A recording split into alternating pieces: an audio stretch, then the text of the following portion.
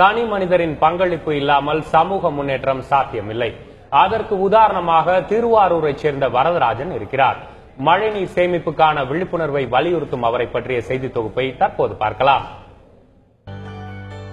மழை காலங்களில் வெள்ளத்தால் அவதிப்படுவதும் கோடை காலங்களில் தண்ணீருக்காக அல்லாடுவதும் வாடிக்கையாகிவிட்டது.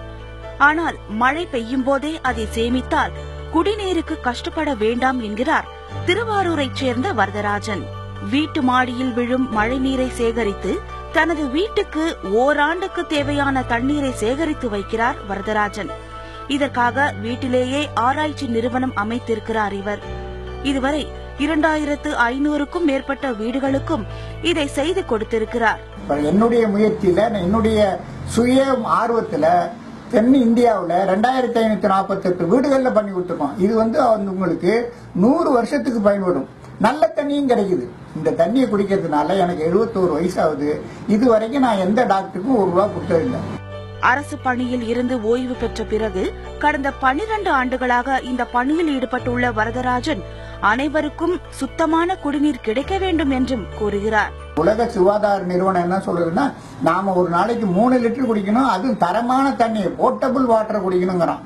அப்ப அந்த போர்ட்டபிள் வாட்டருங்கிறது இந்தியாவுல நல்ல தண்ணீரே இல்லை. ஒவ்வொரு ஆண்டும் மழை பெய்வது குறைந்து வரும் நிலையில் வருங்காலத்தில் குடிப்பதற்கே தண்ணீர் கிடைக்காத நிலைமை ஏற்படும் என கூறும் வரதராஜன் மழைநீர் சேமிப்பை மிக கடுமையாக செயல்படுத்த வேண்டும் என யோசனை தெரிவிக்கிறார். வருங்காலங்களில் நம்ம குடிநீருக்காவது அந்த தண்ணீரை நம்ம சேமிச்சு வைக்கணும். நம்ம அரசு முன்னாள் முதல்வர் இதுக்காக 2004 ஒரு பெரிய திட்டம்லாம் போட்டு மக்களிடையே பெரிய விழிப்புணர்வு ஏற்படுத்தினாங்க. விழிப்புணர்வு ஏற்பட்டிருக்கு, ஆனால் செயலாக்கங்கிறது முழுமையா இல்ல.